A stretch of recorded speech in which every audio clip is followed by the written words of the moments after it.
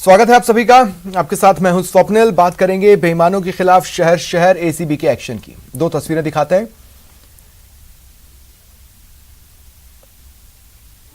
पहली तस्वीर है सिरोही की।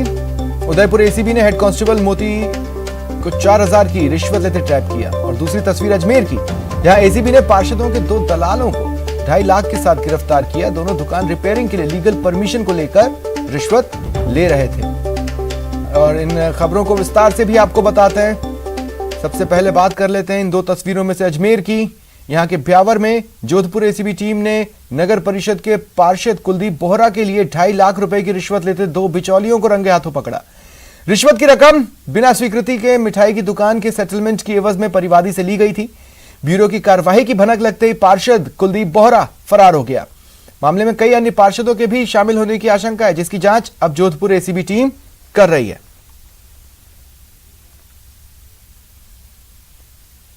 सुनील है, उसको मौके से डिटेन किया था। जो परिवादी की मिठाई की दुकान है वहाँ से किया था। और फिर हमने सुनील को कहा कि जो उनकी लोकेशन है जहाँ वो बुलाना चाह रहे हैं वहाँ पे हमें लेके चल। इस पर उन्होंने 2-3 बार इधर उधर चक्कर दिए। बाद में ये भरत मंगल भागता हुआ दिखा। उसको परिवादी ने आरोपी सुनील ने पहचान लिया, जिस पर एसीबी की टीम ने पीछा करके उसको पकड़ा। सच तो बहुत आभारी हूँ और मैं सभी बिहार वालों से यही निवेदन करता हूँ और राज्य सरकार केंद्र सरकार से यही निवेदन करता हूँ कि 56-57 नंबर के वार्ड के पार्षद, मेरा वार्ड 21 नंबर, जहाँ आके ये मुझे परेशान कर रहे हैं। तो आज ये बिहार की देख लो क्या दुर्दशा है अपनी। तो मैं इस राज्य सरकार से यही निवेदन करना चाहूँगा, इन लोगों की भी एक हद होनी चाहिए, एक इनकी लिमिट होनी चाहिए कि अपने वार्ड को देखें और उसी का ध्यान करें, ना कि कई और वार्ड में जाकर किसी को परेशान करें। सिरोही की बात करें तो यहां आबू रोड सदर थाने में उदयपुर एसीबी ने दबिश दी। घूसखोर हेड कांस्टेबल मोतीलाल को 4000 की रिश्वत लेते रंगे हाथों पकड़ा। एसीबी ने बताया मोतीलाल भैंस चोरी मामले में परिवादी से 8500 रुपए मांगे थे। हेड कांस्टेबल पहले ही 4500 ले चुका था। आज बाकी के राशि लेते एसीबी ने उसे ट्रैप किया।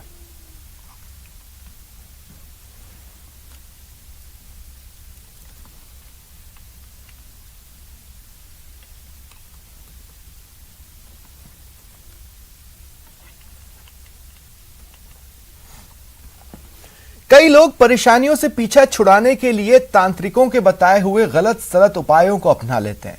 इसके बाद जिंदगी भर उन्हें अपने किए का भुगतान करना पड़ता है। उदयपुर से भी ऐसी ही चौंकाने वाली ये खबर देखिए।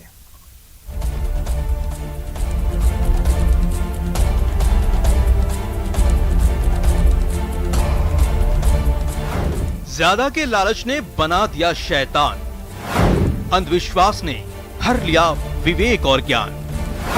भोपा के बहकावे में डोल गया ईमान, बरकत के लिए ले ली बेजुबान की जान।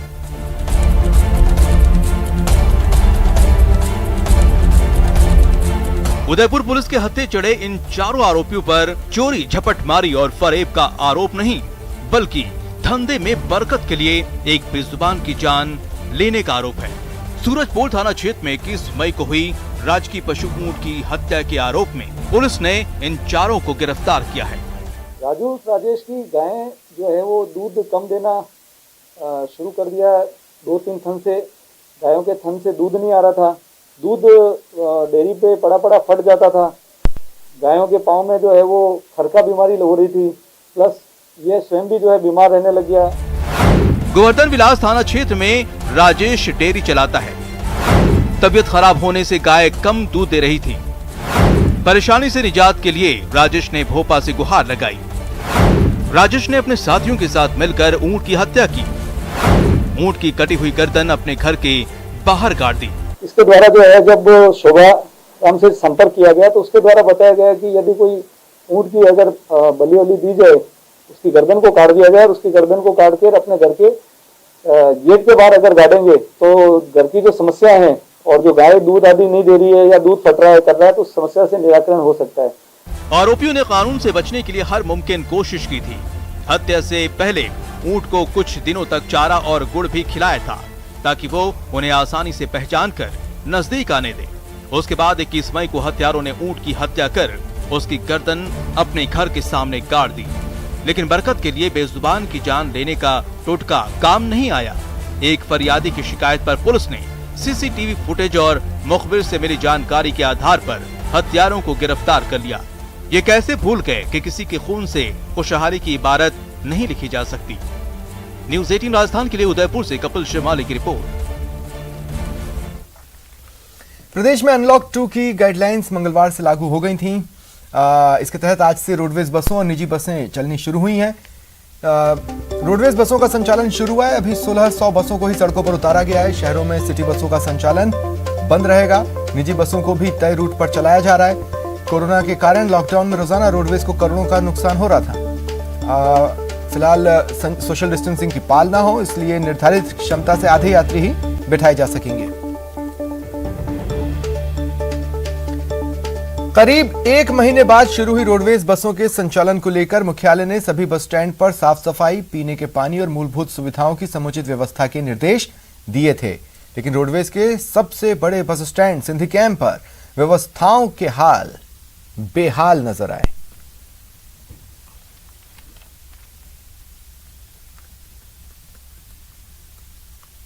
रोडवे बसों का संचालन शुरू हुआ है और इससे पहले सिंधी कैंप बस स्टैंड पूरी तरह से वीरान पड़ा हुआ था। अगर पानी की बात करें, अन्य व्यवस्थाओं की बात करें तो ये व्यवस्थाएं आज दुरुस्त हो जानी चाहिए थी, ऐसा मुख्यालय की तरफ से पूरी तरह से आदेश था। लेकिन आप यहाँ पे देख सकते हैं जितने भी वाटर कूलर यहाँ पे लगे हुए हैं कमोबेश, उसमें से अधिकांश वाटर कूलर पर जो है पानी जो है एक बूंद भी यहाँ पर आपको नहीं मिल रही है। वहीं दूसरी तरफ आप अगर यात्रियों की तादाद देखेंगे, यात्रियों की भीड़ देखेंगे तो वो जरूरत से ज्यादा है। सुबह 4 बजे से राजस्थान रोडवेज ने यहाँ पर संचालन शुरू कर दिया है और उसके बाद स्थिति यह है कि यहाँ पीने का पानी तक जो है लोगों को नसीब नहीं हो रहा है। हालांकि कुछ देर पहले 1-2 वाटर कूलर में पानी शुरू हुआ है। वहीं बोतल बंद पानी पीने को यात्री यहाँ पे मजबूर है, तो मजबूरी में बोतल बंद पानी यहाँ पर खरीदना होगा। बोतल बंद के काउंटर्स यहाँ पे खुल चुके हैं जहाँ पे आप देख सकते हैं कि बोतल बंद पानी यहाँ पे मौजूद है। लेकिन अगर कोई वाटर कूलर से या कोई सार्वजनिक रूप से जो पानी की व्यवस्था है उसके तहत अगर कोई पानी पीना चाहता है तो उसकी व्यवस्था यहाँ पर नहीं है।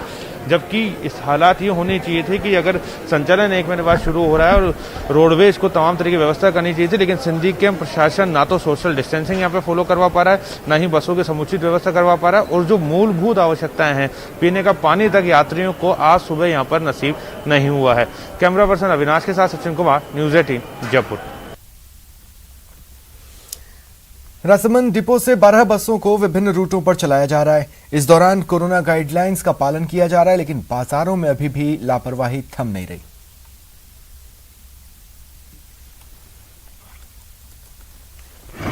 प्रदेश में अनलॉक की प्रक्रिया के साथ ही आज से रोडवेज के चक्के भी अब अनलॉक हो गए हैं। करीब 1 महीने बाद सड़कों पर रोडवेज की बसें आज से दौड़ने लगी हैं। इस वक्त मैं खड़ा हूँ राजसमंद डिपो में। यहाँ राजसमंद डिपो की अगर बात की जाए तो राजसमंद डिपो की 12 बसें आज सड़कों पर उतारी गई है। और ज़्यादा जानकारी के लिए बात करने के लिए इस वक्त हमारे साथ हैं स्टोर इंचार्ज खेमराज मीणा जी। खेमराज जी, ये बताइए कितनी बसें चालू की गई और कोरोना गाइडलाइन का किस तरह पालन किया जा रहा है? 12 बसें चालू की गई है। कोरोना गाइडलाइन में वाहनों का सैनिटाइज किया जा रहा है और ड्राइवर को भी हैंड सैनिटाइज, मास्क और सैनिटाइज और बोतल में भर के दिया जा रहा है तथा कोरोना गाइड की पूरी पालना की जा रही है। कितनी सवारियों को बिठा रहे हैं फिलहाल आप? सवारियों की क्षमता को लेकर सवारी क्षमता के अनुसार ही बैठाई जा रही है। स्टैंडिंग ही नहीं रहेगी सवारियां कोई भी।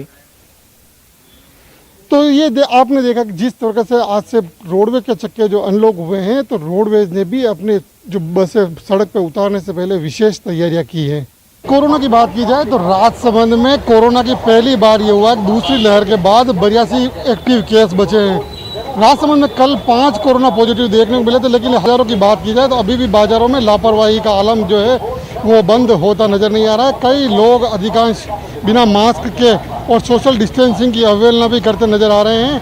ऐसे में कहीं यह लापरवाही आने वाले दिनों में एक बार फिर से भारी न पड़ जाए। लेकिन राजस्थान आपसे एक बार फिर से यही अपील करता है कि आप सोशल डिस्टेंसिंग का पालन करें, मास्क पहने और सरकार के कोरोना संक्रमण की चेन तोड़ने के प्रयासों को बल दें।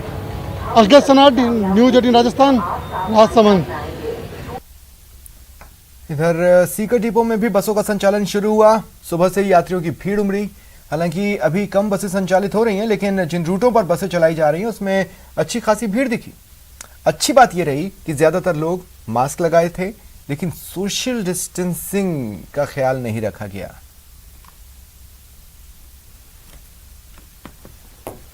कम होने के बाद आखिरकार 1 महीने बाद सरकार ने सार्वजनिक परिवहन को मंजूरी दे दी और इसके साथ ही रोडवेज बसों का संचालन शुरू हो गया है। इस वक्त हम सीकर बस डिपो में खड़े हैं, जहां करीब 1 महीने के बाद एक बार फिर से रौनक देखने को मिल रही है।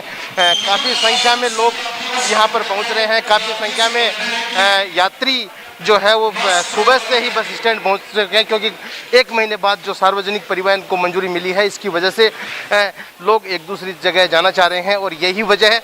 हालांकि बहुत ही कम संख्या में बसों का संचालन किया जा रहा है। कुछ एक मार्ग है जहां पर बसों का संचालन आज से शुरू किया गया है, लेकिन इसके साथ ही जिस तरह से बस डिपो पर यात्रियों की भीड़ उमड़ रही है, इसके साथ साथ ये चुनौती भी बनी हुई है कि किस तरह से सोशल डिस्टेंसिंग की पालना हो पाएगी, किस तरह से जो कोरोना वायरस की गाइडलाइन है उनकी पालना हो पाएगी, क्योंकि भीड़ जब एक साथ आती है किस तरह की व्यवस्थाएं यहाँ पर की गई हैं। इस पर बातचीत करने के लिए हमारे साथ यहाँ पर चौकी प्रभारी हैं डिपो क्षेत्र के, उनसे बात करें। भाई साहब, किस तरह की व्यवस्थाएं की गई बस डिपो पर? आज राज्य सरकार ने कोविड-19 की कुछ शिथिलता दी है, जिसमें राजस्थान रोडवेज को चलाने की अनुमति दी है, जिसके तहत डिपो प्रशासन ने कुछ रूट्स पे गाड़ियां लगाई हैं।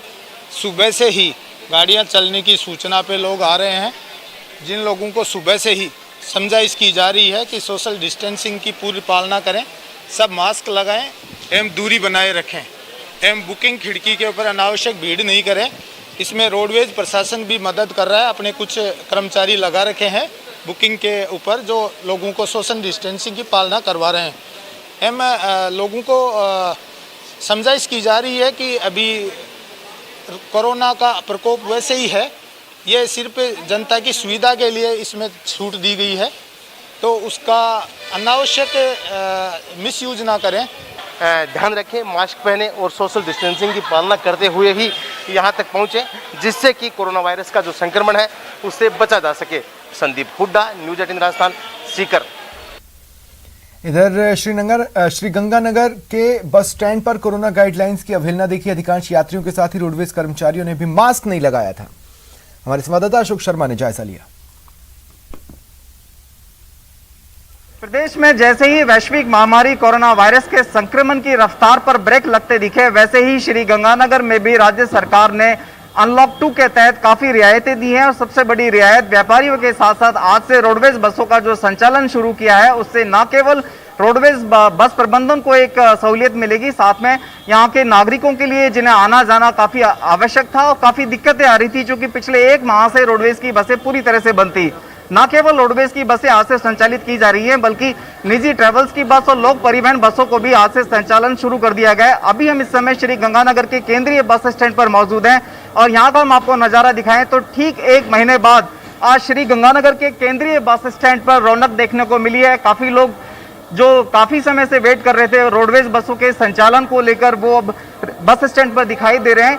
चूंकि श्रीगंगानगर जिले में श्रीगंगानगर आगार और अनूपगढ़ आगार 2 आगार हैं और दोनों ही जगह जो पैसेंजर्स का रेस्पॉन्ड आया है आज बसों के चलने के बाद में काफी अच्छा आया है। लगभग श्रीगंगानगर आगार की 40 से 50 बसों का संचालन किया जा रहा है, जिसमें इंटरस्टेट की बसों को भी संचालित किया जा रहा है। साथ में अनूपगढ़ आगार की भी लगभग 30 बसों का संचालन किया जा रहा है। हमारे साथ बात करने के लिए यहाँ पर श्रीगंगानगर आगार के रोडवेज के चीफ मैनेजर अवधेश शर्मा जी, हम इन्हीं से बात करते हैं। बस आज 1 महीने बाद रोडवेज की बसें संचालित की जा रही हैं, कैसा रिस्पॉन्स आ रहा है और क्या तैयारियां की जा रही हैं कि बसों का संचालन भी सुचारू रहे और कोरोना प्रोटोकॉल को फॉलो किया जा सके?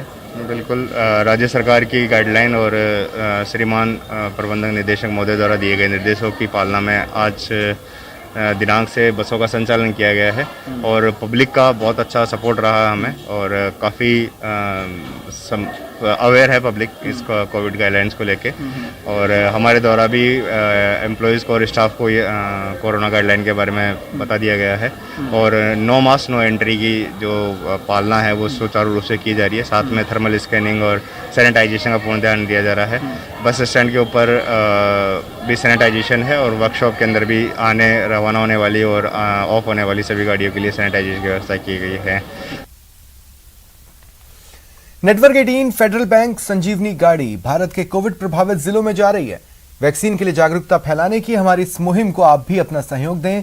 चलिए आपको दिखाते हैं संजीवनी गाड़ी अब तक कहां कहां गई और आज कहां है।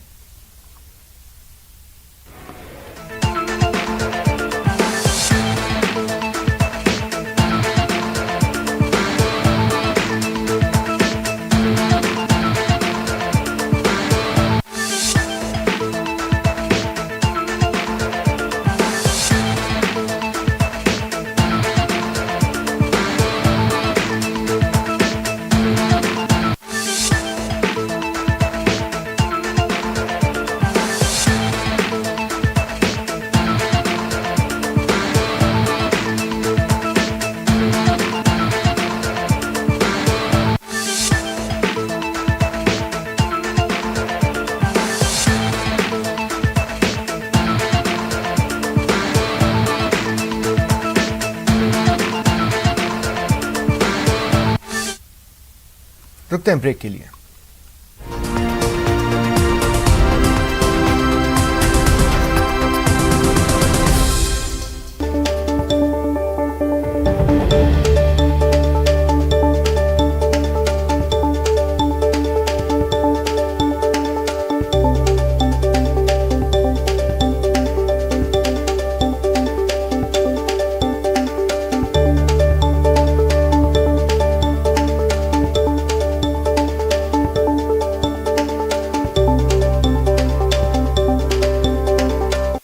कृषि एवं पशुपालन विश्वविद्यालय से संबंधित शिलान्यास कार्यक्रम में मुख्यमंत्री अशोक गहलोत वीसी से जुड़े। उन्होंने कृषि पशुपालन क्षेत्र पर फोकस करने की बात कही, साथ ही कोरोना के नए वेरिएंट पर चिंता जताई कि राजस्थान में कृषि व पशुपालन का विस्तार तेज गति से हो और जो होना आवश्यक भी है। नया वेरिएंट आया है B16172, जिसका नाम दिया है WHO ने डेल्टा। तो ये हमें पब्लिक को समझाना पड़ेगा, कृपा करके आप जब तक वैक्सीनेशन नहीं हो, बल्कि ये स्थिति बन रही है कि ये अभी पता नहीं ये वेरिएंट कितना घातक रहेगा और वैक्सीन को ये बाईपास नहीं कर दे। वैक्सीन को भी आपको मालूम है राजस्थान वो राज्य देश के अंदर जिसने फ्री मेडिसिन और फ्री जांचें शुरू की थी चिकित्सालय में, पर साथ साथ हमने पशुओं के लिए भी, मूक प्राणियों के लिए भी हमने फ्री मेडिसिन की घोषणा की थी और वो हमारी योजना बहुत ही सफल रही। हम चाहते हैं कि एम्बुलेंस 108 की तरह 102 गाड़ियां चले, बड़ी संख्या में चले। वो प्रयास हमारा जारी है जिससे कि घर में जाकर के पशुओं का इलाज कर सके, वरना पशु को ट्रक में डाल के लाना पड़ता है पशु चिकित्सालय तक, वो नौबत नहीं आए। आज मुझे गर्व है कि राजस्थान तमाम वो संस्थाएं हैं, क्योंकि पहले हमारे बच्चे आते थे कर्नाटक महाराष्ट्र के अंदर पढ़ने के लिए, अब तो राजस्थान में IIT, IIM, AIIMS, IIIT, NIFT, कृषि विश्वविद्यालय, लॉ यूनिवर्सिटी, आयुर्वेद यूनिवर्सिटी, सब कुछ यहाँ खुल चुके हैं। उसी ढंग से वेटनरी का हो चाहे कृषि विश्वविद्यालय हो, उनका जाल बिछ गया है। और प्रदेशवासियों को विश्वास दिलाऊंगा कोरोना की जंग जिस प्रकार लड़ी गई है आप सबके सहयोग से, प्रदेशवासियों के सहयोग से, तमाम राजनीतिक पार्टियां हों, धर्मगुरु हों, NGO हों, सामाजिक संस्थाएं हों, आम जनता हो, सबने एक दूसरे का साथ दिया। हमने कहा कोई भूखा नहीं सोएगा, तो मैं समझता हूं कि उसी मंशा के साथ में सब लोग इस जंग को लड़ रहे हैं। महंगाई के खिलाफ कल कांग्रेस पेट्रोल पंपों के बाहर धरना प्रदर्शन करेगी, यह कहना है परिवहन मंत्री प्रताप सिंह खाचरियावास का। उन्होंने यूपी के बहाने बीजेपी पर तंज भी कसा। पेट्रोल, डीजल और गैस सिलेंडर की महंगाई को लेकर पूरा देश परेशान है। आम आदमी दुखी है और इसलिए ज्यादा दुखी है कि जब केंद्र की सरकार पहले चुनाव लड़ रही थी तब इन्होंने नारा दिया था अब और नहीं पेट्रोल डीजल की मार। अब की बार मोदी सरकार आ गई और आजादी के बाद के इन 75 वर्षों के सारे रिकॉर्ड टूट गए। पेट्रोल डीजल सबसे ज्यादा महंगाई के स्तर पर आ गया। पेट्रोल डीजल के मुद्दे पर कांग्रेस पार्टी कल 11 तारीख को 250 वार्डों में जयपुर में प्रदर्शन करेगी। ऑल इंडिया कांग्रेस कमेटी के आह्वान पर कल पूरे देश में पेट्रोल पंपों के बाहर प्रतीकात्मक कांग्रेस का कार्यकर्ता, विधायक, पार्षद, हम सब कार्यकर्ता 11 बजे से 12 बजे तक तख्तियां लेकर खड़े होंगे। इसलिए बीजेपी अपनी साख खो रही है, लोगों का बीजेपी से विश्वास उठ रहा है। बीजेपी को बड़े मन के साथ, बड़े विश्वास के साथ देश की जनता ने चुना, लेकिन बीजेपी ना तो जनता के वादों पर खरी उतरी, ना लोगों की भावनाओं पर खरी उतरी, ना बीजेपी अपनी कानूनी जिम्मेदारी निभा पाई, ना बीजेपी अपना लोकतांत्रिक कर्तव्य निभा पाई। राजस्थान में तो बीजेपी टोटल फेल है। देखिए, यूपी का मुझे भी पता चला कि अमित शाह और प्रधानमंत्री जी के पोस्टर यूपी से गायब है। यूपी में भी सब कुछ ठीक नहीं चल रहा है और आपस में वहां बीजेपी में इंटरनल वॉर चल रहा है। इसीलिए बीजेपी इधर उधर से नेताओं को इकट्ठा करके अपने आप को मजबूत करने की कोशिश कर रही है। लेकिन आप देख लेना, जिस तरह बंगाल में पिटे वैसे यूपी में पिटेंगे। और अब मुझे दे इजाजत, नमस्कार।